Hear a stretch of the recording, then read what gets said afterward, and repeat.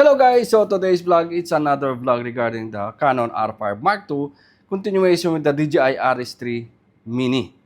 So, our colleague here, he challenged me to, um, to balance the Canon R5 Mark II with Canon 2470 in vertical mode or portrait mode to the DJI RS3 Mini.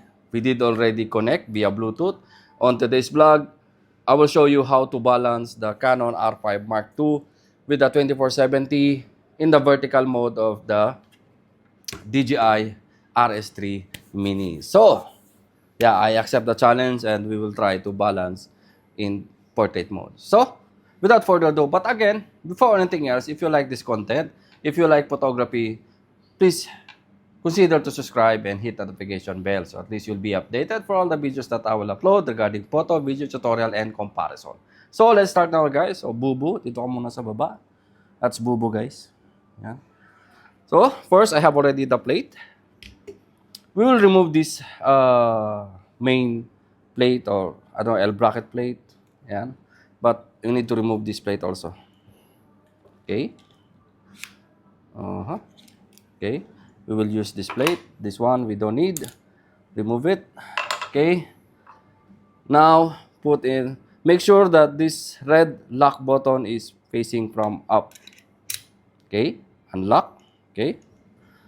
Or lock. Now we have the plate. Put direct. Okay. Then lock. Unlock the motor one. Okay. Actually, it's already balanced because I tried already. Then next, it will hit there.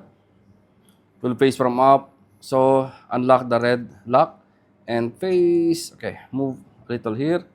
Okay, so lock. And okay. So, we need again to make it forward here. The lock. Little and done. Now, the motor 2. Make sure that's all level. Heavy this area. We need to push back there. Push to the left. And now we have a straight motor 1 and motor 2. Motor 3 we cannot balance anymore because it will hit.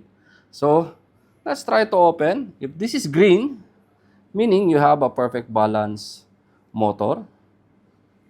And yeah, let's try 1, 2, and charan! You have a perfect balance Canon R5 Mark II with the 2470 and DJI RS3 Mini. And again, let's try to calibrate. Start calibrating. Okay, calibrating and calibrating. Okay, and yeah.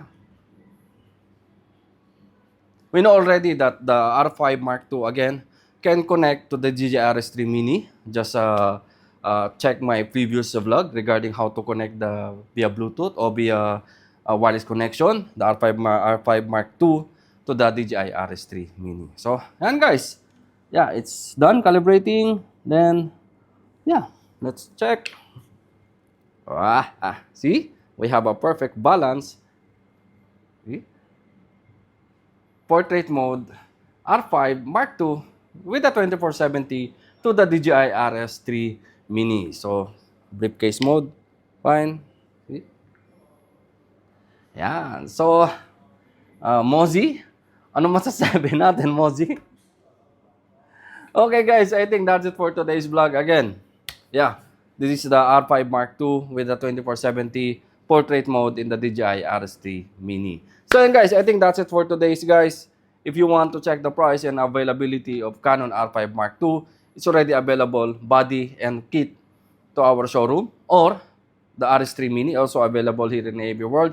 You can visit us here in Megastore Showroom, or you can check our website www.avworld.com. So hanggang dito na lang. Thank you and mabuhay.